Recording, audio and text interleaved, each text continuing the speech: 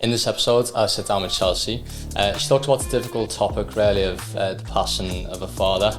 But she also shares how difficult of a situation that was, but how it actually changed her life and got her to take on things that she wouldn't have done previous to that, and that was in a way of sports and exercise, and it's kind of got her to where she is now.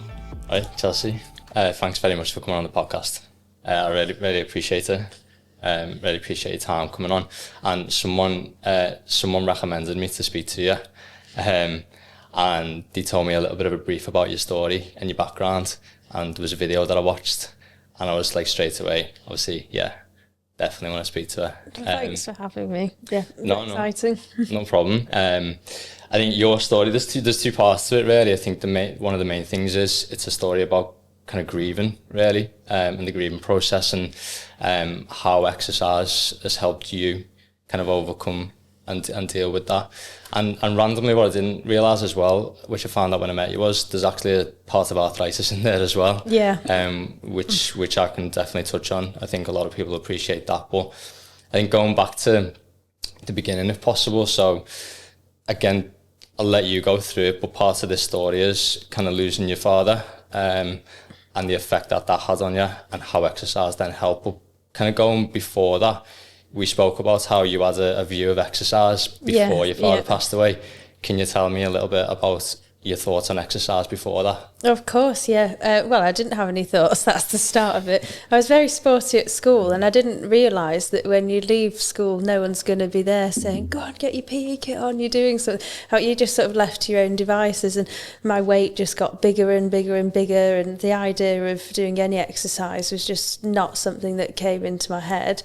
It's only sort of now that I'm thinking, wow, I wish I'd started sooner, but life happens the way it happens.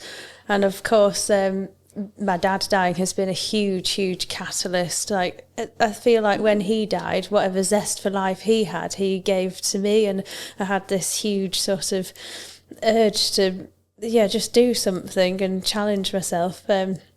He died in the Isle of Man TT. It was less than 2 weeks after his 50th birthday. So he was still so young. And obviously, when people are ill, you can sort of say goodbye to them. But I didn't have that opportunity. Yeah. Just 1 minute he's here. And I thought he was invincible and nothing would ever happen to him. He did an interview the year before, and he says, if anything happens to me, it'll be mechanical. And it was. His tyre exploded. So I was 24 at the time, nearly 25, and I just thought, gosh, like, if I only live till I'm 50, that's like half my life gone already, and it gave me a huge sort of wake-up call. Yeah, it would, and I think after that moment, you didn't get straight into kind of exercise, and you didn't get straight into things, did you? There was a period of time where you was grieving still, and what did the next kind of part look like for you? Oh gosh, yeah, I cried every day for a whole year, and I had a diary that I wrote to my dad, and I found that recently actually, and some of the stuff you read, you could just see how broken I was inside. I have not spoken about this for ages actually, but anyway, I thought I need to start living my life, because he only lived for 50 years, but the amount of stuff he did. So I signed up to do Everest Base Camp, and classic, how hard can it be? That's my motto now. And I was just sat at home eating a takeaway. I was like, can't be that difficult. So I signed up to do that. And then my uncle said to me, like, do you not think you should do some training? I was like, I stand up in the shower, I walk to my car. What more do you want me to do? So anyway, I started doing couch to 5K. And the next sort of session led to, running for a whole mile. And by the time I could run a mile without stopping, I thought I'd won the lottery. It was the best feeling ever. And then obviously did parkrun, and I met some friends. I was like, there's this whole world outside that I didn't know existed. The elation that I got from just running 5K without stopping was incredible. But then obviously things progressed from there for you. Yeah. Just going to that time then, when you had the motivation, what was the turning point then? So you mentioned that you was crying a lot, obviously, because you would be just in that grieving process, but then there was a moment where you decided to do something, and that 5K come up. What was the turning points? Like, do you remember the time that you thought? It sounds really, really morbid, but I think I wanted to replace my emotional pain with physical pain. So it was almost a little bit like self-abuse, which sounds awful, but if I could go out and like flog yourself running for however long, that sort of took away a bit of the emotional pain that I was feeling.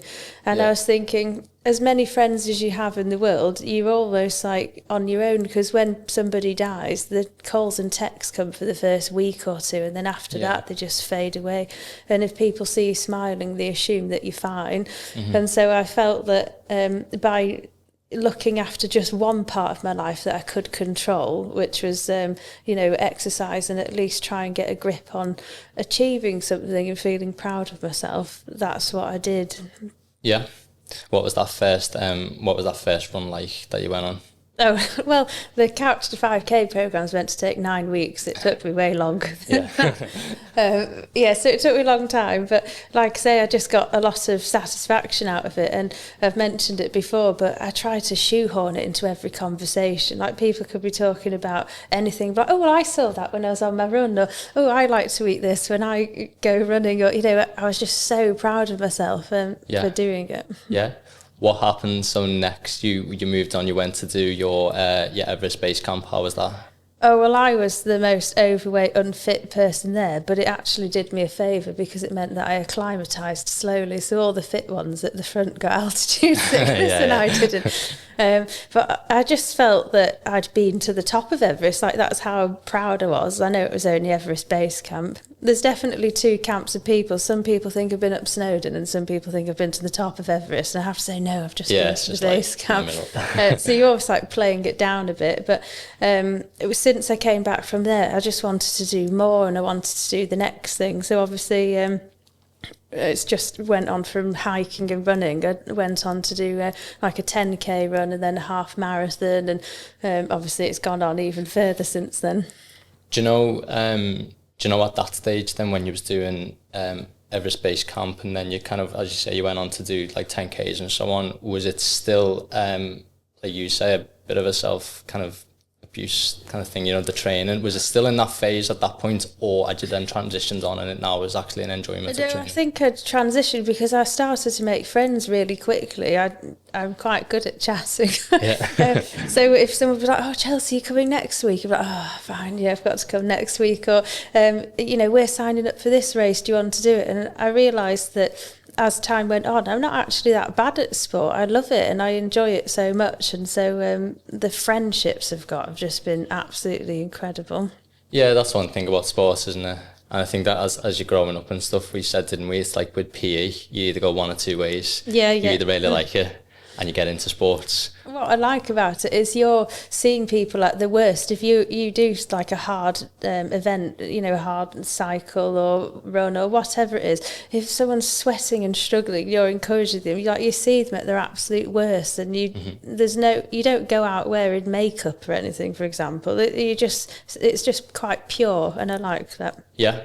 Well, you got into bigger races. It evolved from there, didn't it? So you started off with that Couch to 5K, but then can you tell me a little bit about some of the events from that point? It's all been led from the how hard can it be approach. Yeah. So obviously the 10k led to half marathon, and then I got a road bike and I thought, well, I may as well do a triathlon. So I signed up to do an aquathon as a warm-up, which is I think it's aquathon or I don't know how to say it, but anyway, so you do a swim and then a run and then another a run, then a swim, then another run, something like that. Yeah. Anyway, I came last by 20 minutes, and the person with the stopwatch was already like half in his car, and he's like, beep, right, off he went. And I felt proud of myself for doing it anyway, but then I did triathlon after that, and then the triathlons got bigger and bigger, the cycles got bigger, and then I got a mountain bike, because again I thought, how hard could that be?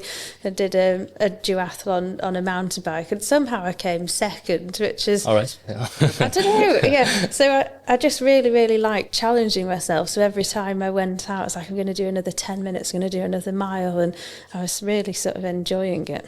Yeah. So the events got a little bit more random, like mountain biking. Yes, rock climb, anything. I'm like a jack of all trades. Anything not you good could at do. anything. Yeah. But you also got further in distance as well. I think, didn't you? So we started moving on to like more like the ultra. I forgot to mention that. Yeah, you got the ultra phase as well. So yeah, during lockdown I got really into map reading, like I love maps, and so I realised that there was this long, well, it's long but not that long, so it's like 22 miles, this route that led from the end of my road. So I was like, oh, I could do that, and I may as well run home a bit and make it a bit longer. So I got up to like marathon distance just on my own, and I thought, well, the next logical step would be 30 miles, and then I thought the next logical step would be sign up for an actual race. And somehow I came 5th in my first like ultra marathon. And I know it's not all about timing, but to come from being sort of so overweight, so unfit, to being like in the top 10, it's just it's mind blowing. How far was that race? That was 35 miles. So I've done that twice officially and 4 times unofficially, that route. And then just recently in September, I say recently because I'm still sort of riding on the wave of this one. But, I did a 40-mile one, and I think I cried for about the middle 10 miles because it's just hard work. But I do feel proud of myself that people are put off by putting effort in. People don't like effort, but actually on the other side of that discomfort is just an incredible feeling of elation and feeling proud of yourself. 100%. And the beginning of a race, something like a 40-mile race, if you break it up, so you've got that middle point where you feel like you basically want to cry, you've got the end, and you don't see anyone, you string out so far, and you have chafage in places you don't even know that you would get. You don't need to know that, but like your skin's being rubbed off because you're sweating that much and the salt's rubbing. It's not glamorous at all. No. I've done some of like the long distance stuff myself that we spoke about, and I know how it feels, and I know where my mind goes when I'm in like that like deep place where I just got to get my head down.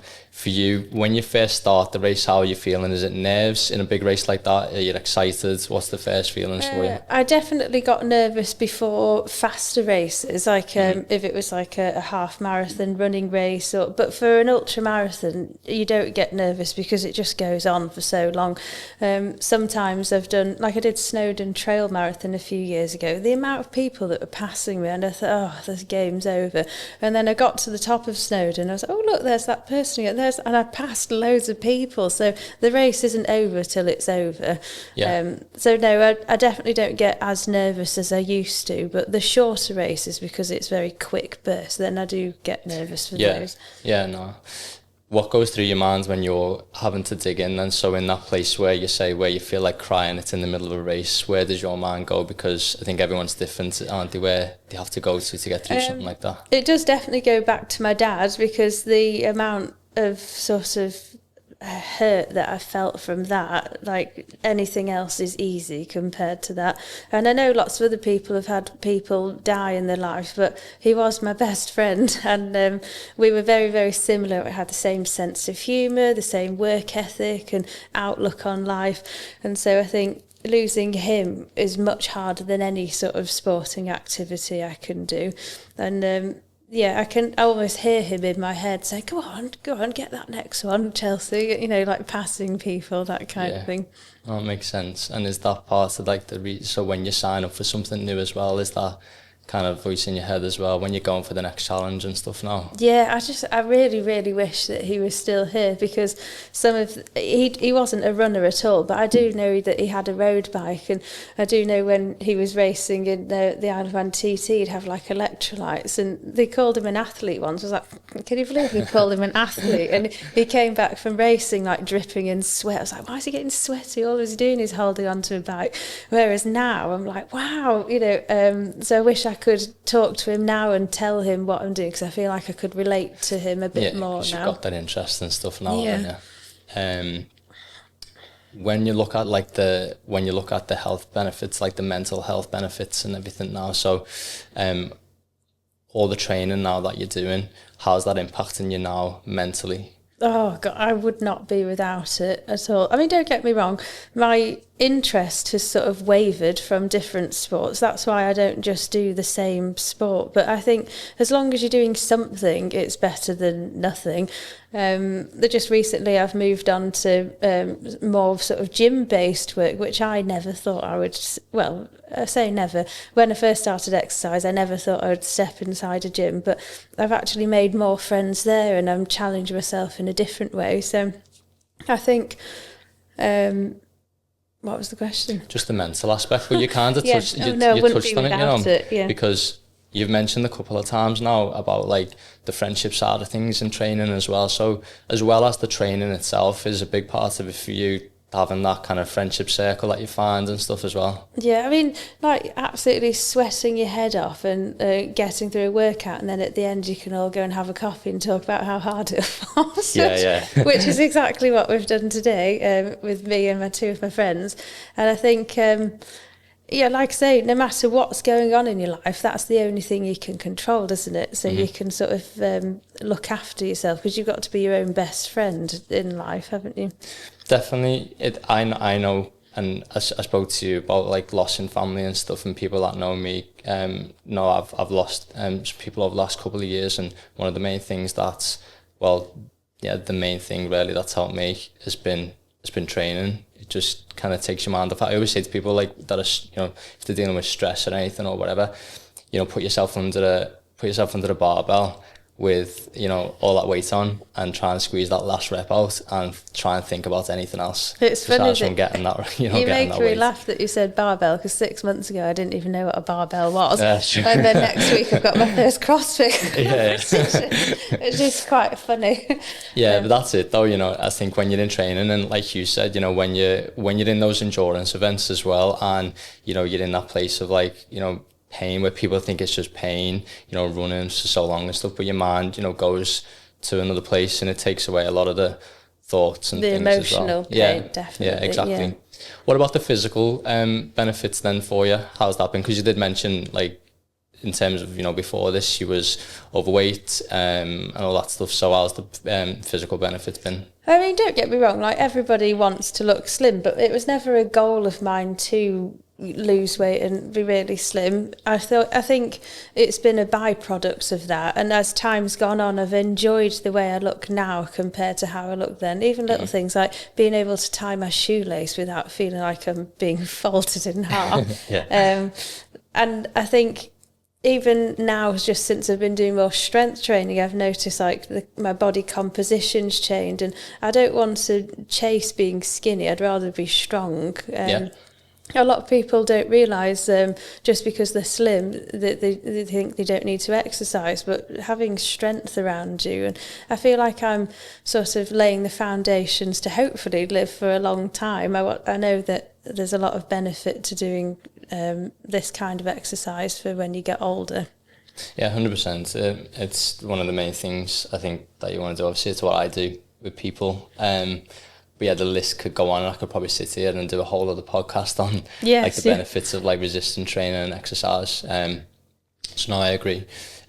One thing that did pop up though is arthritis as well for you, and we spoke about it, didn't we? Where you've diagnosed with some arthritis, and you've gone straight, kind of put you straight onto some pretty hard medication. Yeah. So it's a bit random, but in 2020 my toe randomly swelled up. It's so painful, and I went to the doctors, and I actually went round all 5 doctors in the surgery that I go to, and they basically said, we don't know what's wrong with you, and they said at first rest, then you might have chilblains, and you've not broken it, all these things. And I said, well, you can't just tell me to go away, like what's wrong with it? It's agony. So then they did more blood tests, and they said HLA-B27 positive, which is right. If you've got anyone listening that's like a proper doctor, they'll be like, no, Anyway, so it's basically inflammatory arthritis that I've got. So they put me on this drug called methotrexate, which is a chemotherapy drug. So obviously you can imagine what I thought in the shape of my life. I'm eating healthy. I feel it's so unfair. Why should I be put on this really toxic medication? And they even said that if you were to get pregnant, your baby would be deformed as well, which obviously I wasn't And I'm still not in the sort of mindset of wanting to have a child right now. But if I did, I would have to be off it for a period of time before even thinking about it. And it just seems like a lot of information to take on. I feel tired all the time, but then sometimes my friends will be just like, oh, well, maybe you should have a day off. But, you know, I can't not walk the dog, and I can't not do everyday life things. And do you feel like the tiredness is coming from the medication that you're on? Potentially. It is really difficult to say. I do feel it's immunosuppressant. So obviously there's extra risks that come with it. I could get ill more easily than other people. Or I have to sort of be a bit more careful in that aspect. But I do feel like generally it just makes me feel quite fatigued. Do you struggle with the arthritis now? Not so much. So the medication is keeping it at bay, but then I do have panic. You know, if I do get a twinge somewhere else, like not last year but the year before, I had a really bad back for about 12 months, and they thought that it was related to that, but luckily it wasn't. But you know, you're constantly thinking, oh, it's game over now. If you feel something else somewhere, you're like, oh, that's definitely arthritis. Yes. I feel that.